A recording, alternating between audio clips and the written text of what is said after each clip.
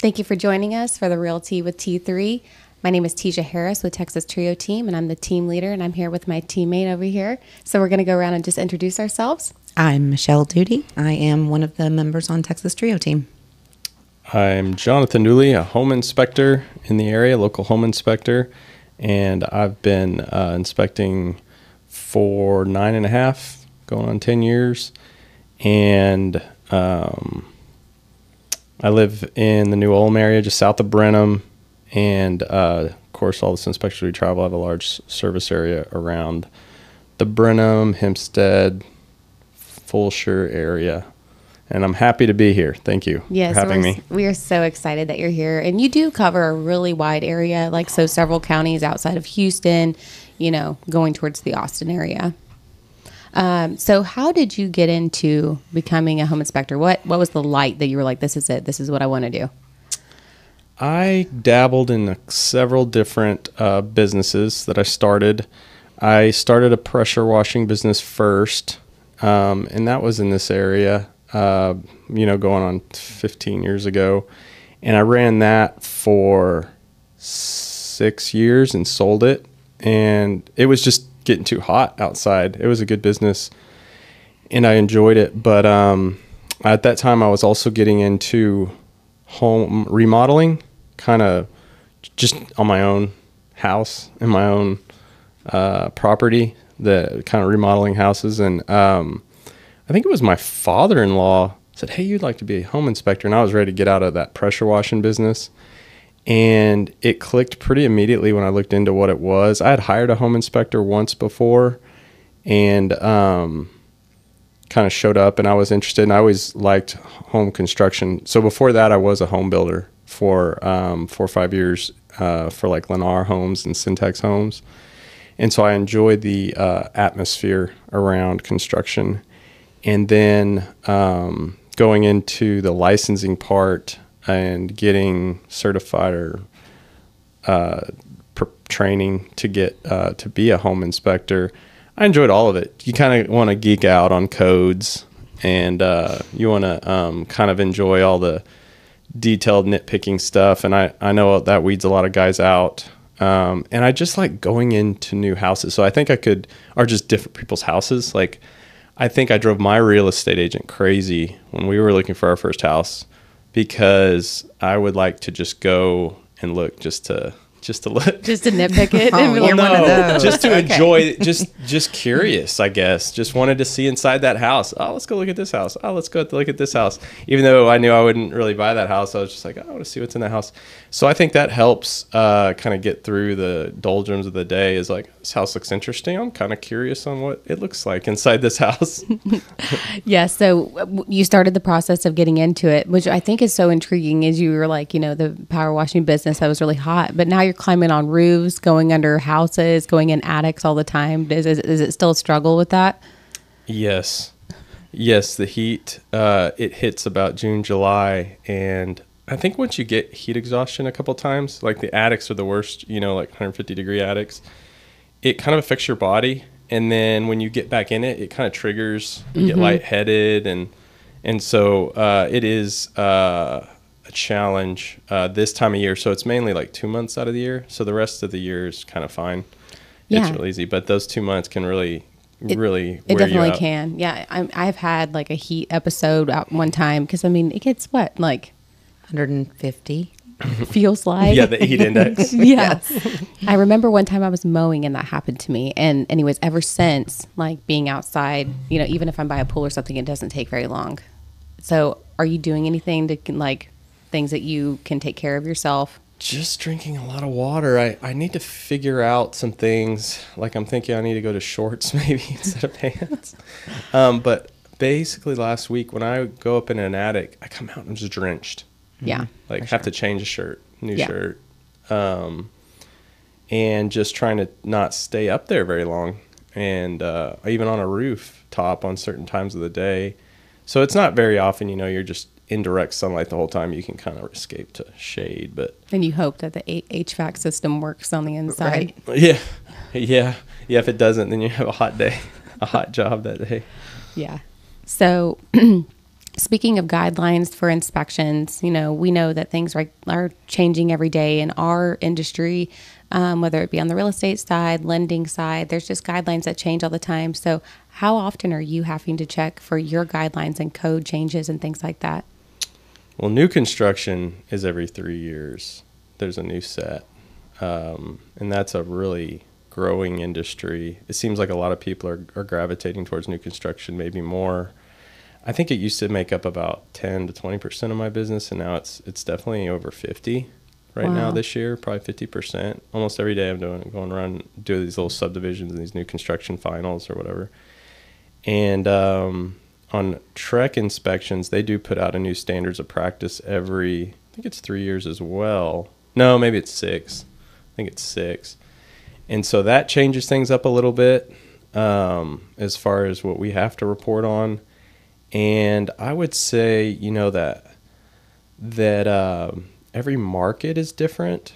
So like the Austin kind of bastrop market is quite a bit, the expectations of what's going to be reported on and not reported on is quite different than, say, Katy or, Brenham for sure. Do you think that's more on like a city ordinance or county ordinance that they're changing things, and then that's when it impacts what you're doing and all that in your field? Yeah, there's definitely a difference between Houston and Austin. And so that's definitely a major factor of what, they just say needs to be reported on. And then I think there's a sensibility, so just in general, people from Austin seem to be much more concerned with like energy efficiency and insulation and what else? Little things. And then the people from Houston, are very sensitive to foundation and termites.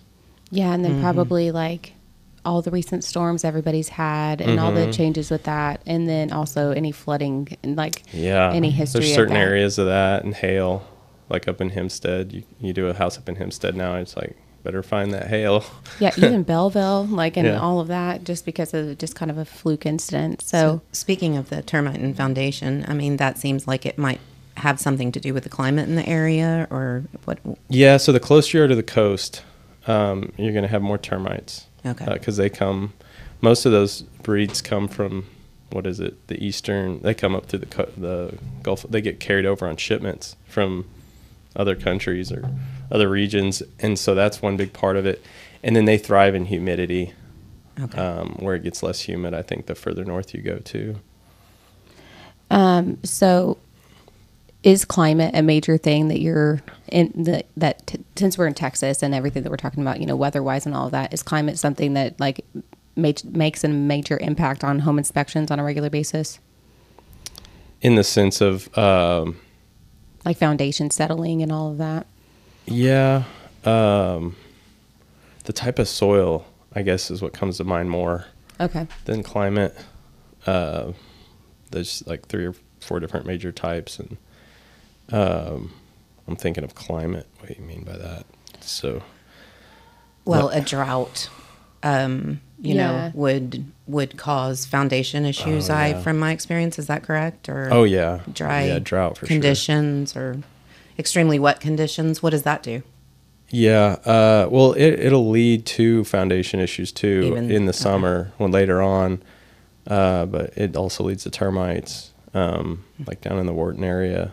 Seems like. So you're talking about termites and things like that. There are a lot of buyers when they're going in to, first purchase a house. They know that they need to get a home inspection, whether they choose to or not. They can do that. But there's aspects of a home inspection. So it's actually like a report that you're going to do on the home, and then might have a septic, a well, the pool, and then you've got like pest control or that kind of treatment. What are your insights on each of those and how they're different in those? Do you cover all those? Yeah, I do a lot of septic and well inspections and water testing. It's interesting that people nowadays recently want this like full panel water test, where that wasn't the case before. You could just say, total coliform, E. coli test, real simple test, send it off to the lab, get a result, the next day.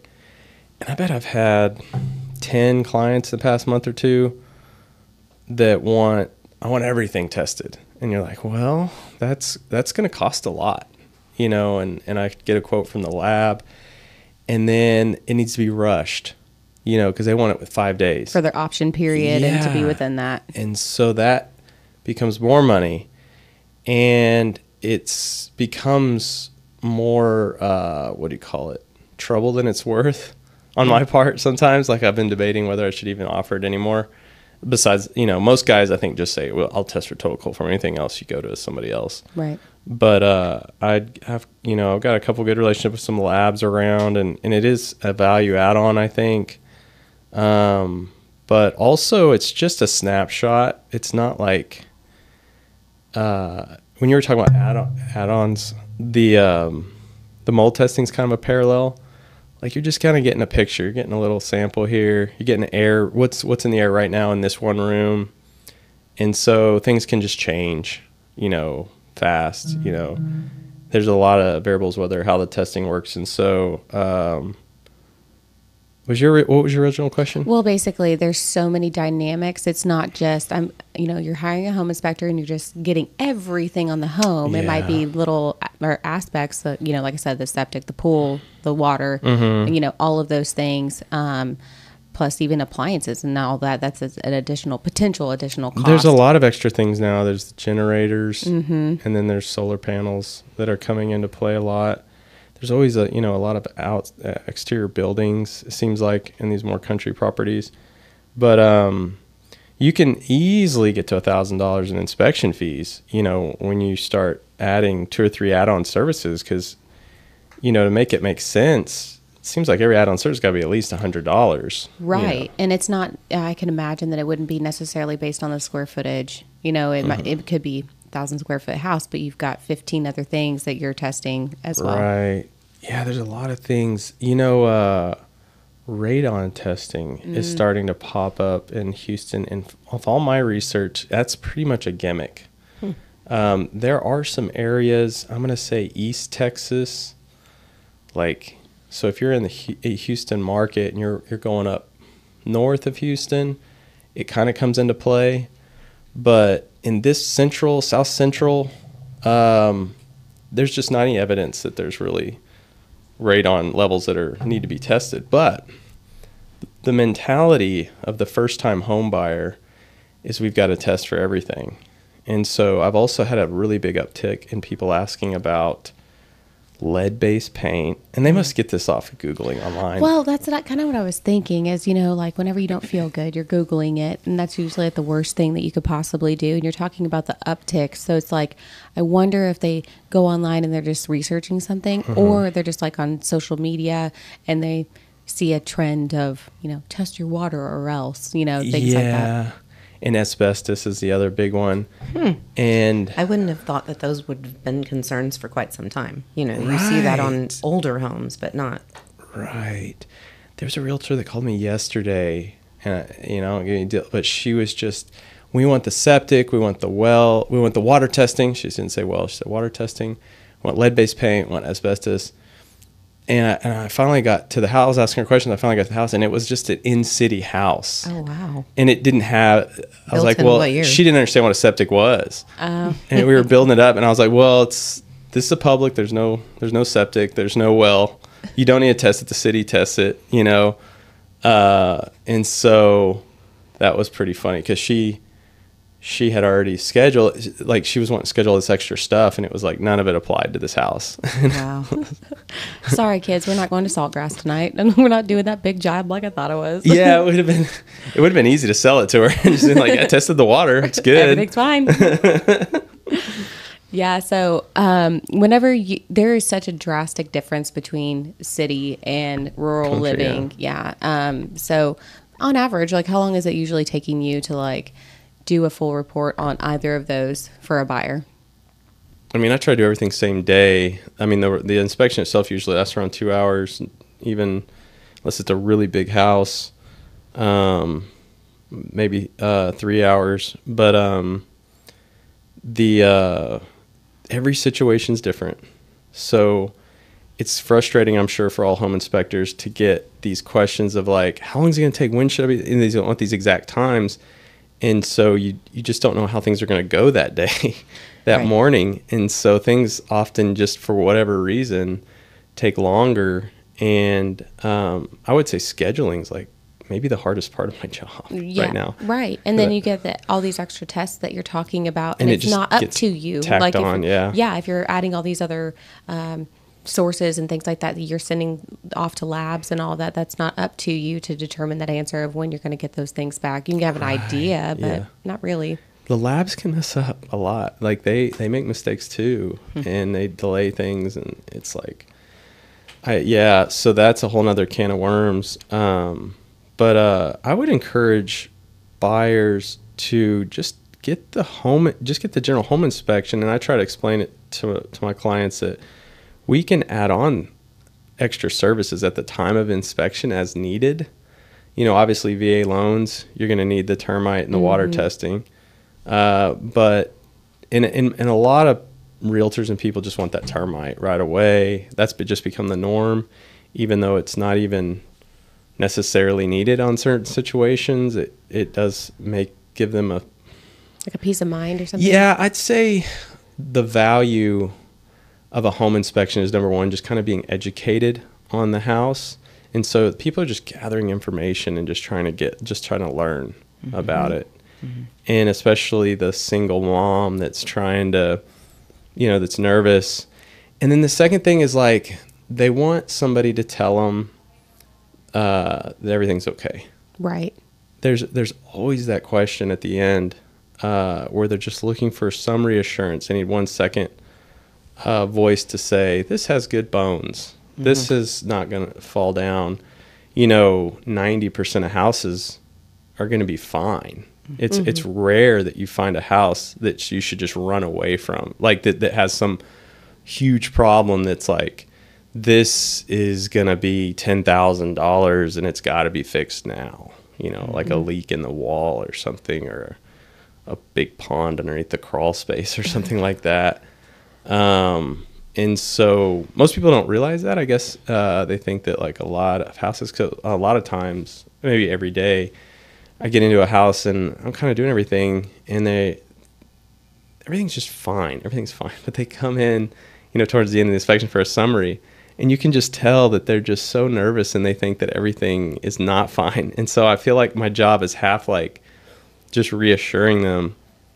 This is, especially even on new construction finals, like they get such these stories online, and you just got to come in and say, it's okay. Yeah. Well, talk them off the ledge almost, right? Yeah. And so, we're doing the same thing on the real estate side is, I think overall it's their biggest investment that they've ever made besides their car, and so there's so much anxiety that goes into such a large purpose or a large purchase.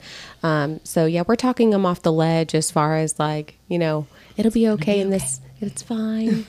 For sure. And so, one thing that I've enjoyed working with you is like I can call you or schedule a call with the client and you just to look over those potential major issues. Because, we had it happen just the other day on one of our listings. There was an inspection done, and the word recommended on an inspection report can terrify a buyer. And so what are your thoughts on that? Like the recommended? Yeah, communication, wording, managing the expectations. So everybody reads things differently. You have just different responses to even my scheduling text. This morning I sent one, and the guy thought it was a scam. Because I put on there, like, you can confirm your appointment, schedule here, and here's my Venmo, here's my Zelle. I've never had that before. I've used that text for like a year, and this guy was convinced that it was a scam text. Well, there's so much wire fraud and things like that, Yeah. and from our side, which you may or may not be aware, but from our side, we're disclosing that. Like if you get asked to send money or wire money, don't do it. So maybe that was part of it. I felt like I had to change it around because I was like, I kind of see what he's saying here. I need to edit this. But so every personality is different. So I think this is where like realty and inspection really parallel, is we're managing personalities. For sure. So we're recognizing, and I really like when realtors tell me, this is what this person's like. This is what they're freaking out about. This is what, so you kind of have a heads up.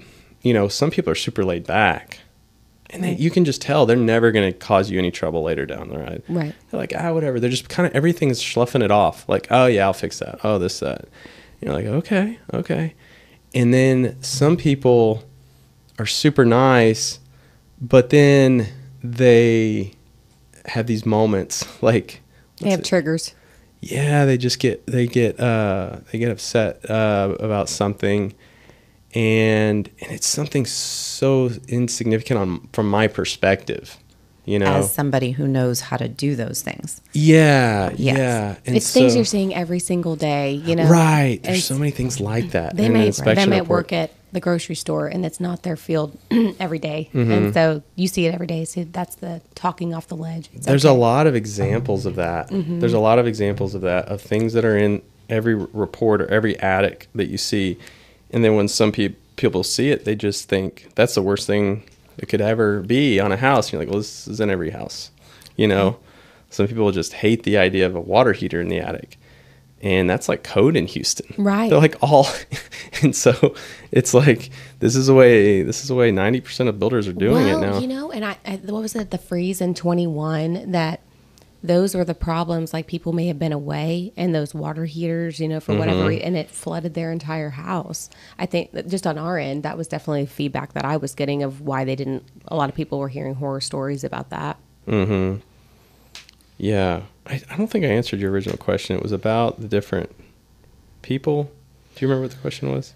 I think it's just a lot of, you're dealing with so many different personalities on a regular basis, and, they're seeing like the linguistics of the communication, the recommending. Yeah. Yep.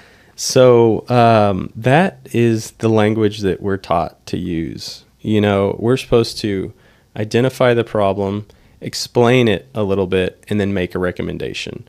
And I see a lot of reports that don't put the recommendation in it. And I'm always surprised, because when I was training, that was just essentially, you have to make a recommendation of some sort. And so a lot of them, hopefully guys, I think more are doing this, differentiating between maintenance items and things that need to be fixed, right away, so that that recommendation kind of is put in context. So you have to put things in context with either a color code or something like that. I was just going to say, one of the things I appreciate about your report specifically is that you've got the green, the orange, and the red, and it helps when the buyers see green, it kind of is Overlook it. It's a maintenance item that you can put on your list to do over time, in most cases. And anyways, just that alone tends to give my clients that have used you as their inspector a lot of, they don't quite get to that ledge. Right. Yeah. When you see the red, and even the like the recommended and the terms that are used, I'm sure just and maybe I'm incorrect, but I would think like you going through construction in your background, plus going through the experience of purchasing home, like you wanted to know those things, like what are your suggestions, not realtor suggestions, not just looking at it, but like what could we really do about it. So it might be recommended to get a licensed person to go do a review. Something like that. Yeah, gutters are a big. So what are your thoughts on gutters in Texas? Are they needed or are they not? It just depends. Not across the board. Everybody thinks they need gutters. I know. And they've gotten so expensive too. But you see a lot of rock gardens that do the job. That's what I did. Yeah, and so you just have to make sure that water's not ponding on like an inside corner. Right. And it's not hitting a door or like coming off the eave. I think those little manufactured homes with the short eaves need gutters for sure. Or over doors, you definitely kind of want gutters. But as long as the water's not coming down and like splashing against the house, a lot of times gutters, sorry, that's my phone. Gutters will just all discharge in one spot, and then it causes just as bad problem. Yeah, like a French drain is like a common thing that people are installing on their properties too. Likes French drains now. Yeah. Yeah, you hear that a lot. Every time I'm like kind of looking at the grading, the guy comes up and says, "I think we need a French drain here." I was like, "Yeah, I guess so." They're watching the same TikToks as everybody else. It's like, we need to get our water tested. Yeah. Right. Yeah, I guess we could use a French drain. That'd be nice. Yeah, well, your drainage is always hard to manage in every house. I mean, nobody's got it going perfect, and it changes. And so it's funny that, I mean, guys, I think in general just want their drainage to just be perfect. And so. Well, I like that earlier you said about inspections on new homes. I think that that's something, at least, have people always done inspections on new homes, or is that becoming more? I think it's become a lot more because of real estate agents, because I don't think real estate agents were as involved in new construction like 10 years ago, 5 years ago. I think they just went straight to the builder, and there was like a sales agent, and they would buy it that way, or they have the custom home, and there's no realtor in a custom home build. And so the standard, it's interesting in Texas, like you said, it's not required really for the general home inspection is not required for anything. You just have to sign a paper, I think, saying that you where you say dismissed it but real estate agents know the value of it, and so they've pushed that market. That market's grown, or that industry, I should say, home inspection has grown tremendously, because there is this expectation of like you have to get an inspection, you know. Mm-hmm. Yeah. Mm-hmm. So when you're doing inspections, typically the buyer is going to show up ideally towards the end, you know, to give you time to do your work and all that, so you can do a review. But do you ever have those people that like bring their whole family to give their time? All the time. I had one yesterday that was like the stereotypical deal where I'm in a hurry because I overscheduled myself, and I had like an hour and a half or 2 hour window to knock out this inspection, and I needed to get on the road, and it was the father-in-law. The son couldn't get there. Time. The father-in-law, yeah. And boy, he treated me like an employee, like I was his. Hey, you need to check that. Hey, get a moisture meter on that. You know, go ahead. Tell me what you got there. What's going on with the readings on the AC? Okay. Did you ask him for certification? And so, you just have to smile. It's recommended that you speak to your father-in-law about this repair. Oh, that's a good one. Yeah, and then a pet peeve that I wish I could. I hope that I don't show that it's a pet peeve for me that happens probably on a weekly basis. Is I go over the summary of deficiencies. Try to be slow. Try to kind of ease them into it and say, this is what you got. These are the colors. These are the red. These are orange. And that's what it. And then it almost never fails. I'd say it's 50% of the time at least. Somebody there says, okay, well, what are the 3 big items or whatever? And then so I state those again, second time. And then there's somebody over here, the father-in-law, who's just decided to look on his phone the whole time. Okay, now what are the things that are wrong? And you're like, okay, I just spent 10 minutes. Okay, I'll go over it a third time with you, even though you were in the room listening. And then they'll go and point out stuff that I just told them. Is that on the report? Is that with pictures? I say, yeah, yeah, everything I said is on the report with pictures. And then what was even the clincher? What was it? So like you go over they always ask, that's on the report, isn't it? That is on the report, isn't it? And so I just have to really smile real big and just say, yes, everything I'm saying is on the report. And it's just a nervousness, I guess, and an energy that they're trying to, and they can't hear everything all at once. Sure. People aren't used to listening for like 5 minutes straight. And so, Sure. And so it's like really the value is probably just going over the 3 or 4 biggest items, and that's it. Right. And please read the rest later because I know you're not going to hear what I have to say. Right. Well, listening intently is definitely an issue. And then obviously, like, you're speaking in a different language, but you're using words that people don't commonly use. Right. That's true. And so, and I'm sure maybe you said number 1 and they've been panicking about it the whole time. And then you're talking about 2, 3, 4, 5. And they were like, okay, what'd you say? You know, so yeah, I get it. It is a funny circumstance. Oh, I was going to say then the realtor comes in. That would be like the third 30 minutes like later, just pops we're there. in. okay, so everything's good? Everything's fine? And you're like, well, there's some items to go over. And then they're like, okay, what is it? And it's like, okay, I'll go over it again. I'll just say this all one more time, you know, and it just feels repetitive. You're just like, Yeah. But, you know, you get those reports and, you know, it gives peace of mind. But just looking at it, they're not required, but from your perspective, do you think that home inspections are a big deal, like for a person to go out and do, whether it be new construction or even, you know, just a resale? Yes, I've thought about this a lot. So starting with new construction, I used to worry about, is there really a value here? And even would drop my prices down because I'm like, am I really adding this much value to this? And it does come down to finding at least one or two big issues and then being able to give that reassurance. So those are two big valuable things that you add. And you know, in the scheme of things, it's like what of the total purchase price, the percentage is probably like, It's so minuscule. it's like 05 or whatever it is. It's not 5%, is it? Something small.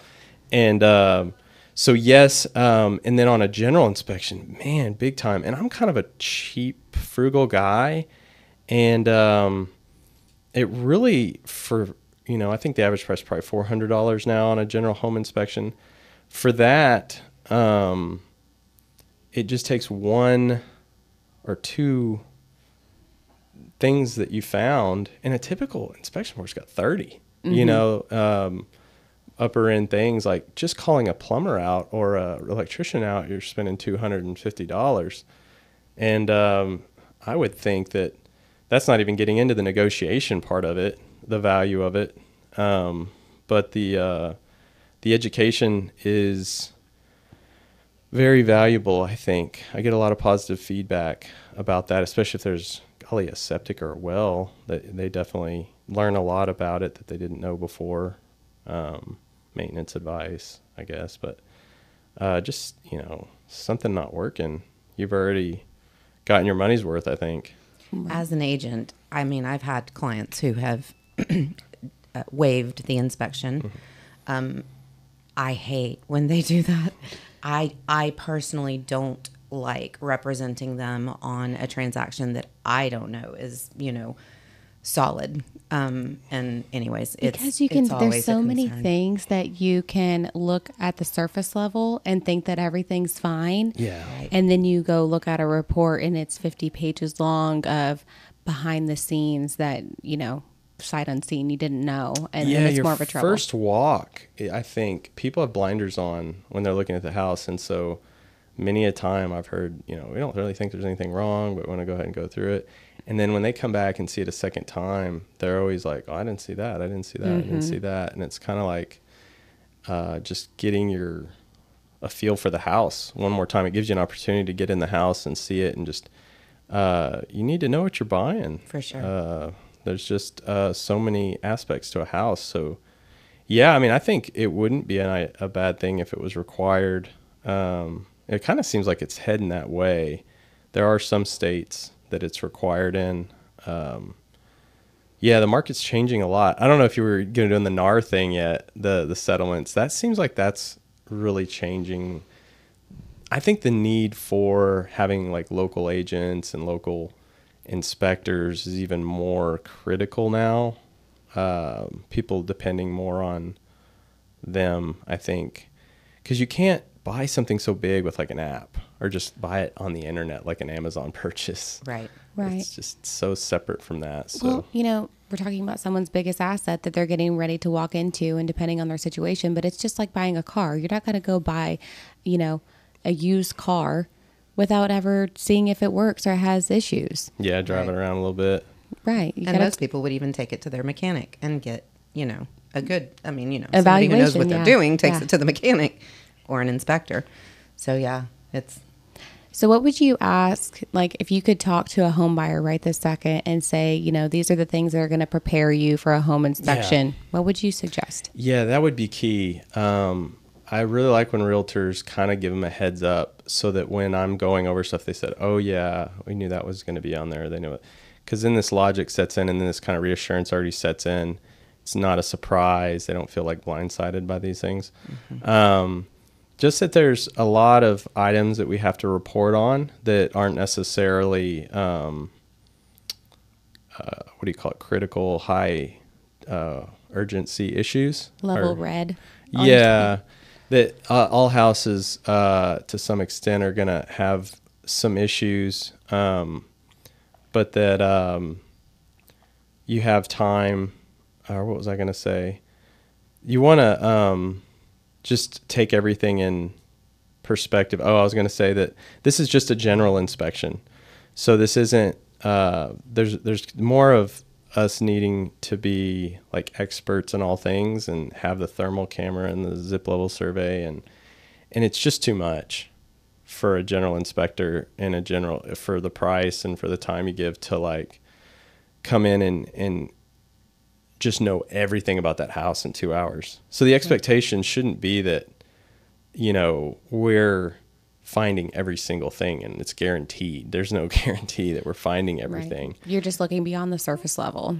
Not even really beyond the surface level for most part. I mean, there's some, but we're supposed to be non-invasive visual inspections is what the definition of it is. And so we're not supposed to be digging into things or turning valves or, I've gotten in trouble for that, hitting breakers and valves. I'm going to see what this is going on here. I'm going to start doing stuff. And so it's not a 100% comprehensive, like in and out. This is like a general doctor. I mean, think about when you go to a general doctor, what does he do? He just refers you to a specialist. He just sees the surface problem and says, okay, we'll go more in depth. And especially people always want proposals, cost estimates. And that's gotten, I used to dabble in it, like where I would just kind of like see, because you can do it in my software real easy.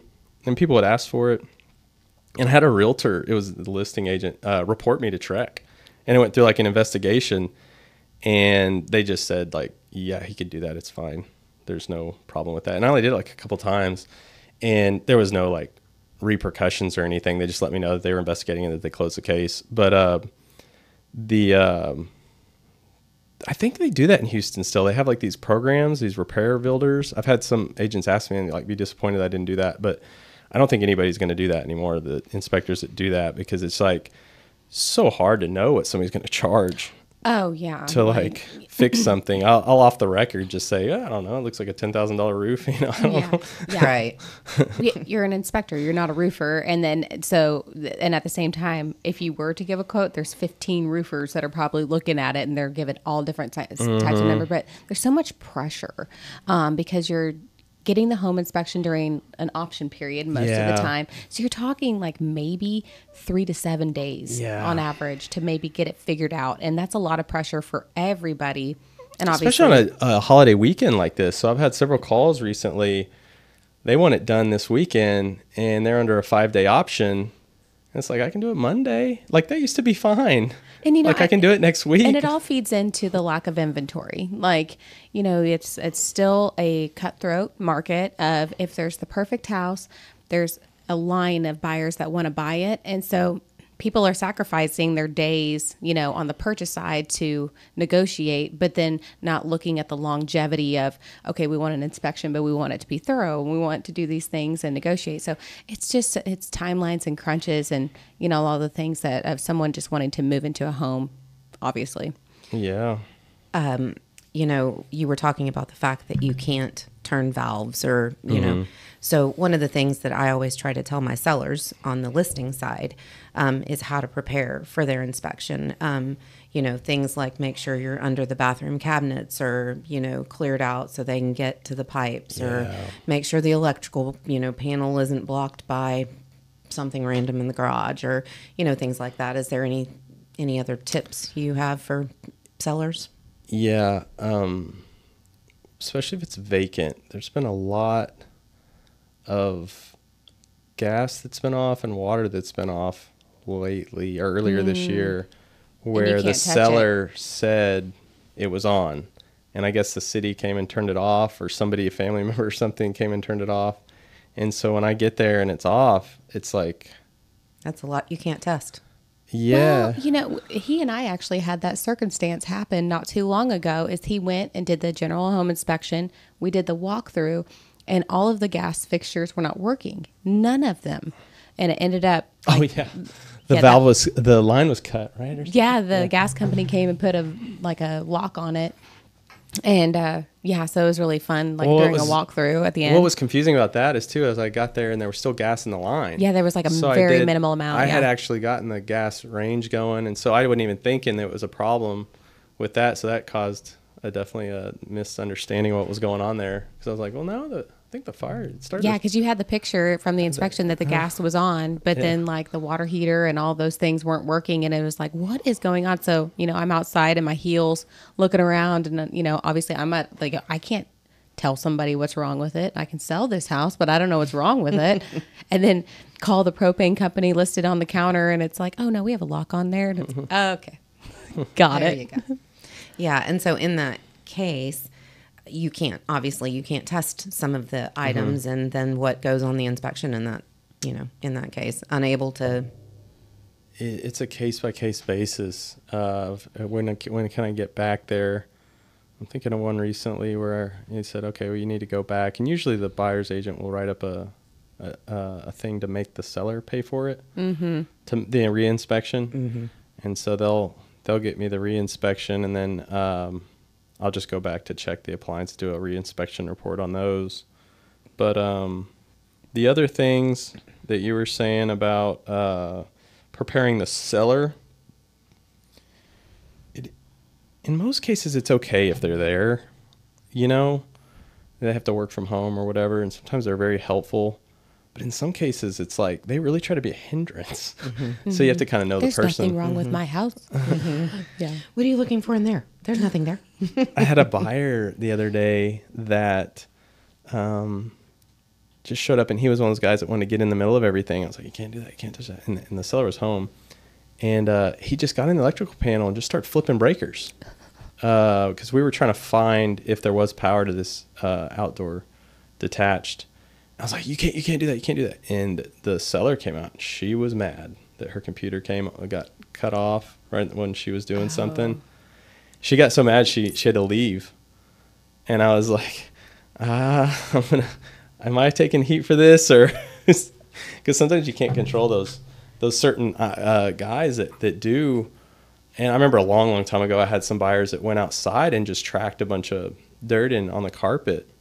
And I don't remember what was going on with the deal, but I remember the seller called me. It was already a really dirty carpet. I remember that part. And she wanted me to buy her a new carpet. Oh, wow. Most of the time I take my shoes off. If there's any kind of risk, take my shoes off. A lot of times you don't have to worry about it. But that was a situation where it was like those buyers had really got me into a pickle. Yeah. I had to clean it. I went back and tried to clean the carpet. And those guys that just trampled all over, they got dirt on it. It's kind of like we just thought well, this carpet's getting replaced. That's what they were going to buy it. That's what it was. That's what they told me. This is all getting replaced. I don't remember. And then the deal fell through. Oh, gosh. And the seller called me and wanted a new carpet. Oh, gosh. I was like, okay. Yikes. Yeah. And so what is the craziest thing? You may have I'm confident you have a few. What is some of the craziest things you've ever seen when you're doing home inspections? Oh, in a house? Yeah. Man. Like animals inside the house, I guess, where there's like a big lizard or iguana. Like a pet? Crawling around. Yeah. Yeah, it's part of the house. There was one just last week like that. It just seems strange, Totally off topic, but I saw a monkey going down the road in Brenham the other day. I was so happy. Just walking down the road. No, really? In the truck next to me. Oh, okay. It's like we have monkeys walking around. What? There was an alligator under a house yesterday. I was in Sargent, Texas. A little alligator. Like a little baby one? Yeah. What'd you do? There's like a river. Nothing. I just let it be. Yeah. Okay.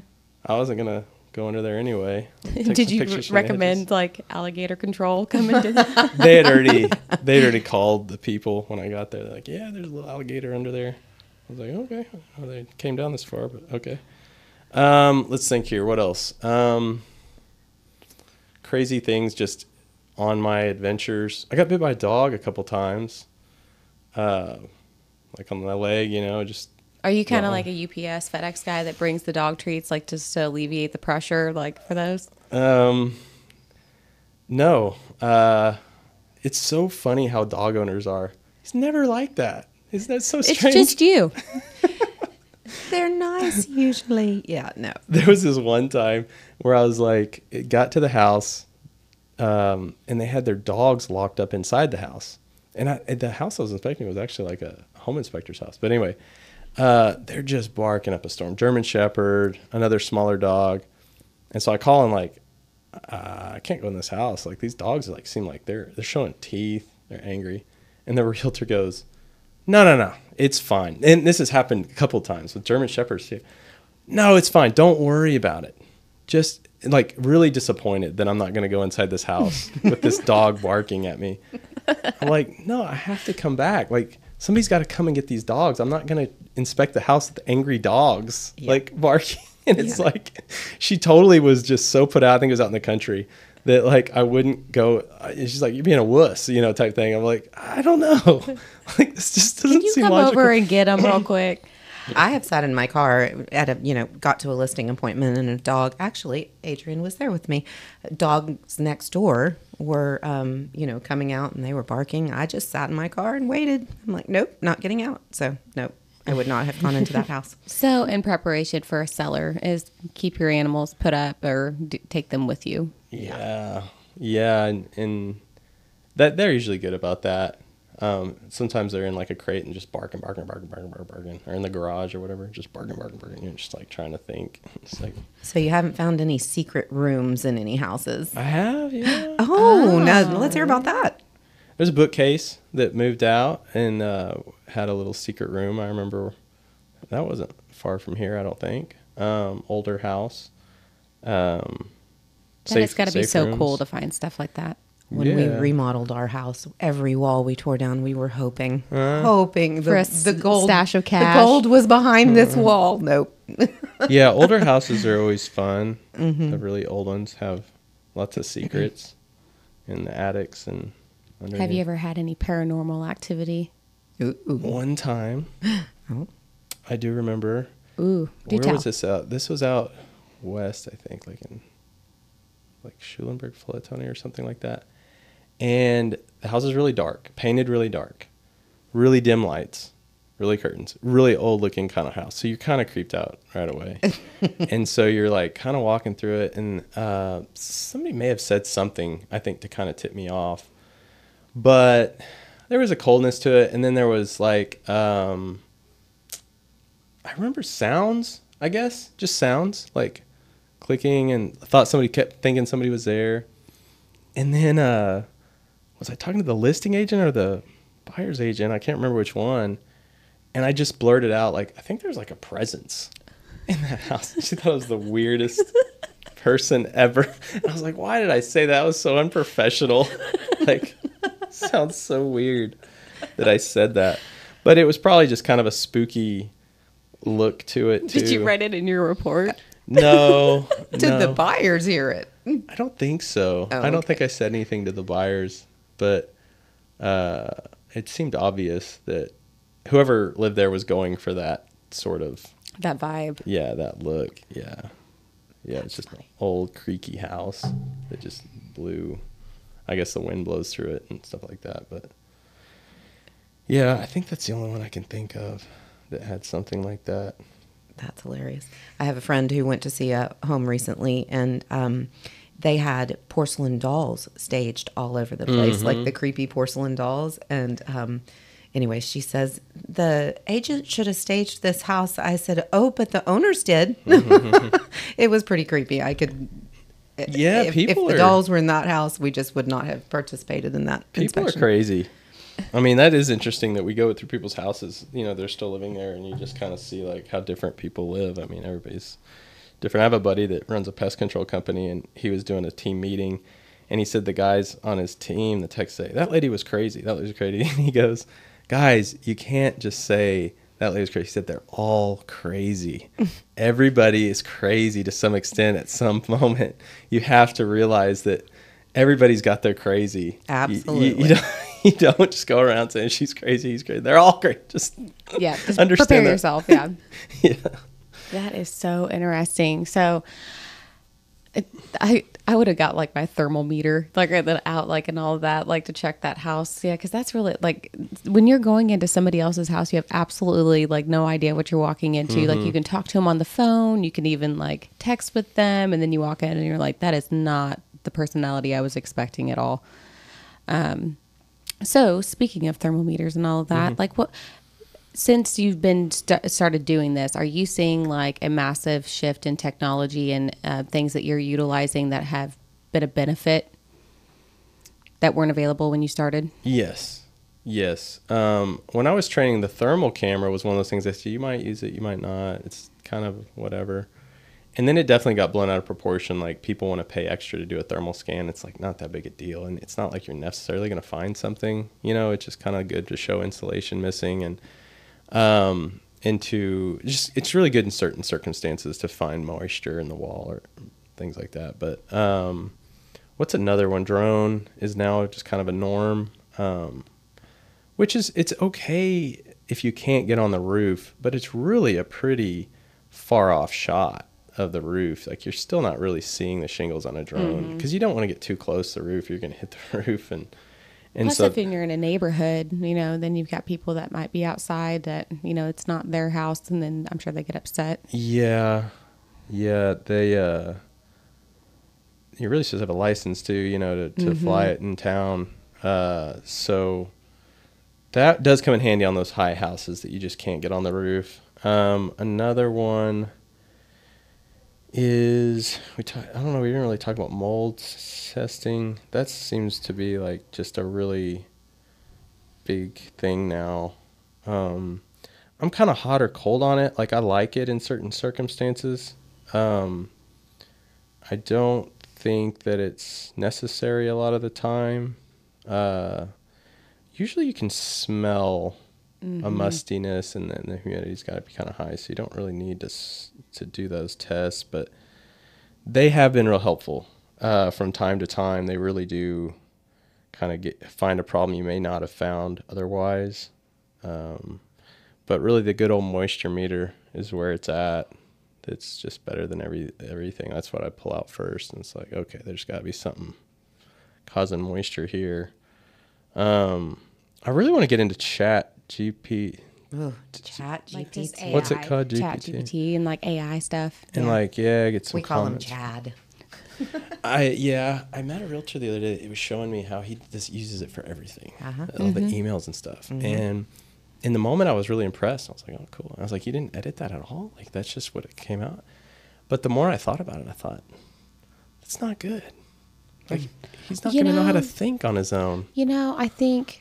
Those AIs, depending on what you're using, you can have that feeling about it. But if you're utilizing it and it like starts recognizing your behaviors and how you communicate, if you're prompting it well enough, it alleviates so much time, like from like things that you want to say. It just helps out in that aspect. And then gives you so much time to focus on family, other things, Yeah. Because I always tell myself sometimes, it's like, you're not a published author. You're not an attorney, that. So you want to say things to someone to get your point across. And it just alleviates that pressure on there as well. Mm-hmm. Yeah, I need to start using it for comments, I think. So I'm not having to sit there and try to think about how to say this. And it keeps you from being emotional about your response. Sometimes you have a little bit of frustration that might come through otherwise, but you can get really nasty emails from people or even like text messages from people, and you can load it into AI and say, how do I respond to this professionally? And it can give you a response. So it's like, okay, I'm responding to your objection, to your concern, and this is me like not saying what I really want to say. Yeah. I know where you live. Putting out this fire. Just trying to. In a professional environment, I think it's very helpful. I would certainly not write, a letter to my husband via Chat GPT, but that's when it's gone too far. Yes, that would go too far. How do I say I love this person? Please help me. I don't know how. Let me know the prompts you need to help me. Yeah. That's so funny. So where are you seeing like the home inspection industry in the next 5 to 10 years? And what growth? Yeah, that's a good question. I'm going to speak, I think, at the South Central Board in August, and I think that wants to be my topic. I think that there was this idea that these big firms were going to take over. I don't think it's happening like they thought. I think a lot of those firms came and left. What firms are you like Greenworks and like these big companies like out of Houston and Dallas. They were trying to buy out companies like mine, like just kind of like, you know, trying to see what they just as kind of a conglomeration to like create. So I kind of thought maybe that was where it's going. But it seems like there's always going to be a place for the one-man inspector show kind of thing. And that's kind of where I've settled. I mean, I might hire again sometime, but I'm not too crazy about the idea because I feel like it takes like 3 years. You'd have to train to feel like totally good to let somebody go. It really takes thousands of inspections to really feel like you've got enough experience to catch everything. And plus, you probably have your system and what works, and like your word and what you're doing is behind it. And then if you add somebody else, you know, to your team, then it's just like, you know, you have to trust that person a lot. Yeah, you have to watch everything or like review it or whatever. But the future of home inspection is, I guess, trending towards these like packages, these like big package deals, comprehensive. So the new, I guess, what do you call it, generation in their 20s. Gen Z. Yeah, is that what the new one is in their 20s? Pretty sure. I have to look it up. They want a comprehensive package. And something I said earlier was like, this isn't everything. Like, this is a general inspection. And then it's really interesting that the asbestos and lead-based paint question comes up so much, where there was like 5 years where it just didn't. Like people just weren't worried about it. And there's not much a general home inspector can do about those two besides say, yeah, there could be some. You know, you could get a company out of Houston and come out for $500 and test this, but probably not worth it. You wouldn't, I mean, that's the second time you've mentioned asbestos. So, but you wouldn't see those on a home, or that on a home built after what year? Asbestos, well, shingles, wouldn't it be like the 60s or 70s? Okay. The outside part is really what's left, the remnants of asbestos shingles. And then there was like insulation on pipes and then even AC ducts. But even then, before that, and then there's the ceiling tiles and the floor tiles that have it. But again, we're talking 50s and 60s. Right. I mean, I know lead paint is 1978. Is it 78? Yeah, I guess so. It Anything. is. Yeah, the legal. Yeah. So it's under a bunch of coats of paint. You know, it's not exposed. It's only dangerous if you eat the paint chips. The asbestos is dangerous if you breathe it.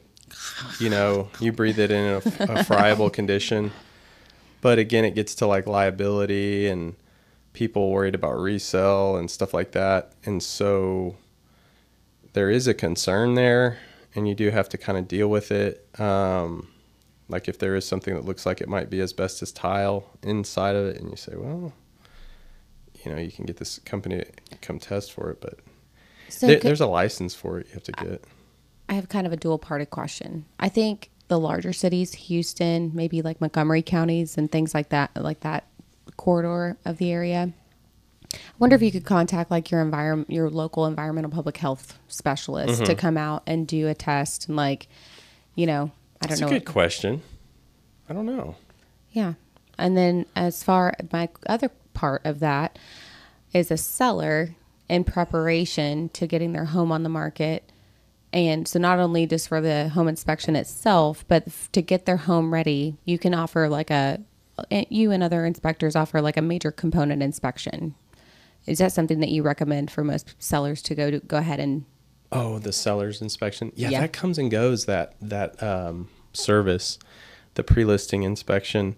Definitely, because I've seen it help in the past. I sometimes don't get to see what happens after my inspection, so I don't know what the outcome is of things. The buyer, maybe 50% or maybe more, will go ahead and get their own inspection, and so having that second opinion, or your opinion, Right. your inspector's opinion on this, especially if they're addressing the same thing, is is good. It's going to help you, because the buyer's agent or the the inspector is going to be looking out for the buyer's interest and is going to be thinking worst case scenario for the buyer, whereas the person's hired by the seller is going to be thinking more about the seller, interest, and then not necessarily giving them worst case scenarios, of like, this could be this and this, and it's like, so like an opinion on a roof or whatever. So yeah, I think the more opinions you have, the better.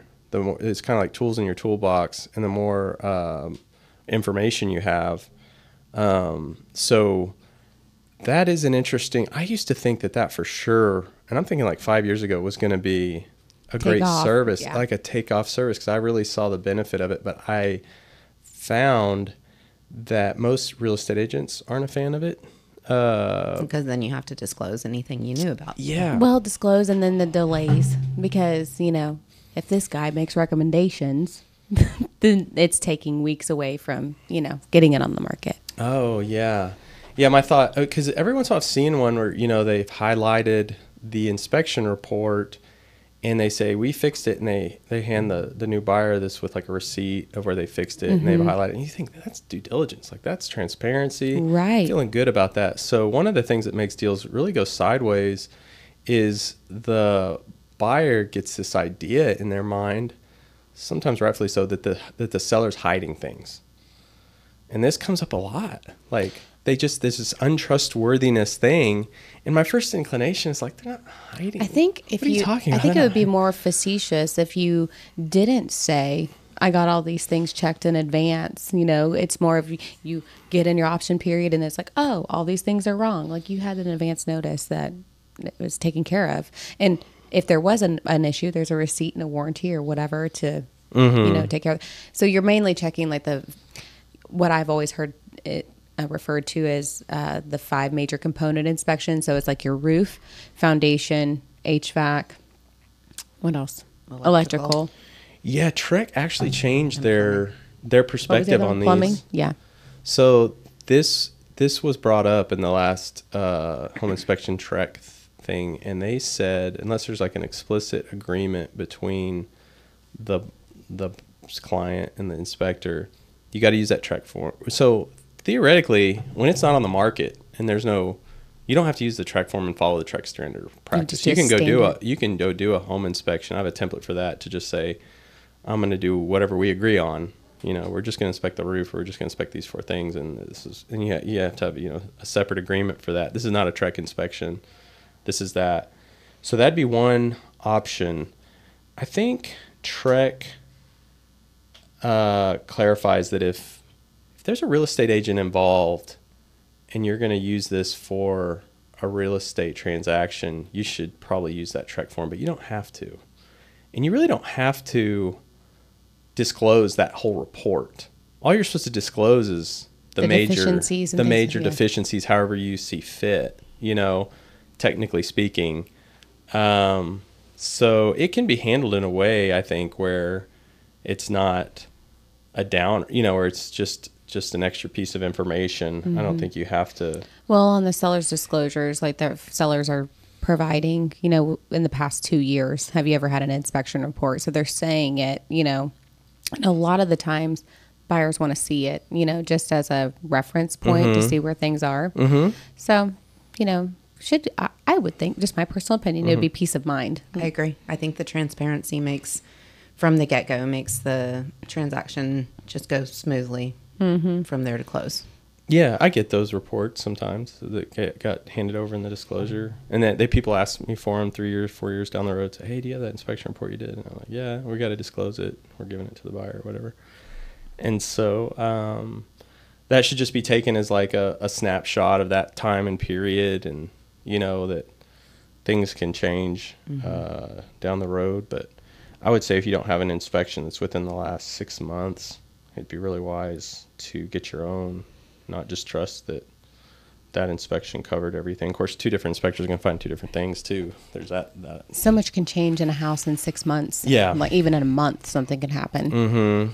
Yeah. And so going back to your question about the package deals, I think, there's especially with the bigger companies, a push to try to make inspections a lot more expensive, and that's been real interesting. You've really got a price range of offers of your inspection, and you don't know what you're getting. I guess the difference is it's not apples and apples. Some people are using the zip level and the thermal and all that stuff, but these companies do these really neat. They partner with engineers, and they say, we got a structural engineer that's going to come in with this. It's only $1,200, for this inspection. I mean, there's a lot of people that jump on that. If you have a home that you already know ahead of time, we want to pull out this wall. Yeah, go ahead and pull in the structural engineer right now, so I can make sure that's possible. I could see that. Yeah. Because if I can't, I don't want to buy this house. I need the kitchen open to the living room. I want that wall down, period. So I could see it being a need in that situation. Yeah, no, like you were saying earlier, is like those add-on things that everybody wants. Like, just depends on the circumstance if it's something needed. But, I think, of course, there's somebody that's charging extra to make their business a little different. But I think it's imperative to keep the small local business owners busy and keeping their business running as well, because everything can get so corporatized and just takes my personal opinion is it just kind of takes the personal relationship of like a local community away from it. Yeah.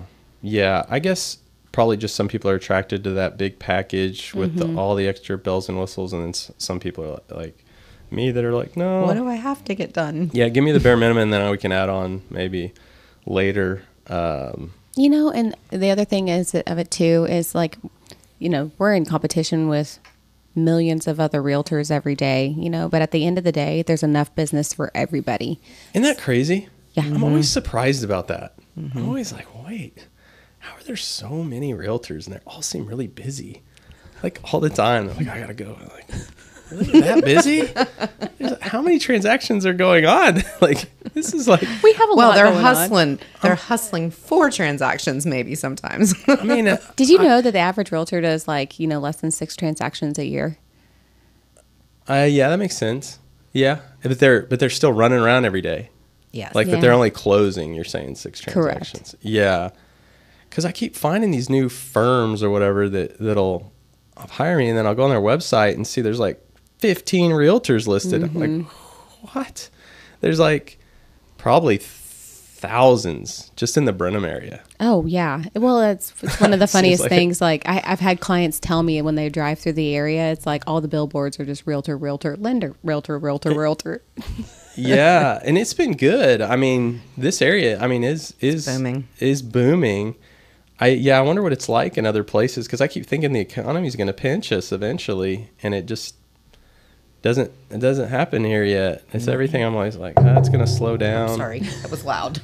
Knock on wood somewhere. I mean, there's just a ton of people moving to this area. I mean, there's nothing else into Texas. I think from out of state, a lot of out of staters. Yeah, so I mean, it's a good place to be, but you always just think well, it's going to slow down.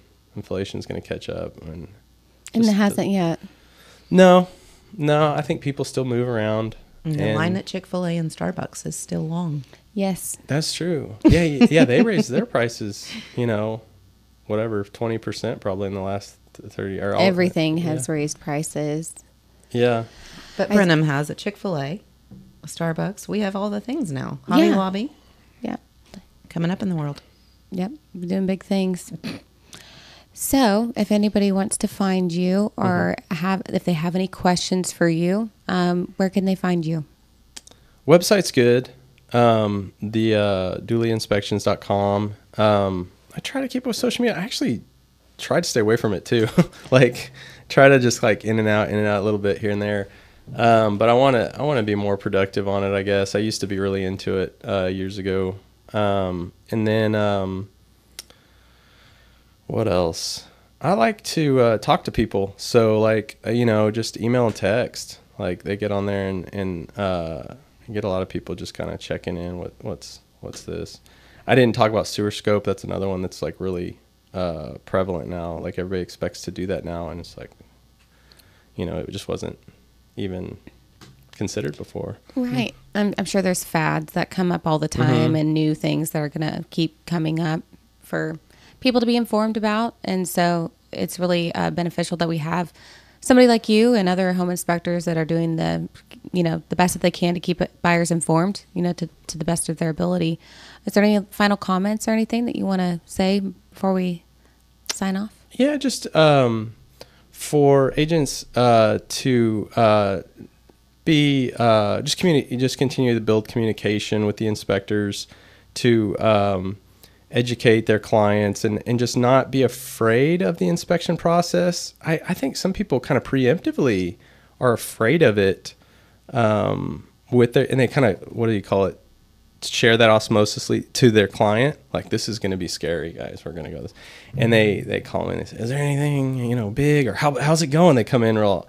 It's like, this is just, let's think of this more of like, we're educating our client. We're getting more information, and we're not, by no means do I ever want to scare my client or try to run a deal or try to, I just am under a lot of pressure too to get the inspection done in a timely fashion, in that period. And so I would say just continue to just kind of trust and be patient with inspectors, and to realize that they're not like trying to scare the client.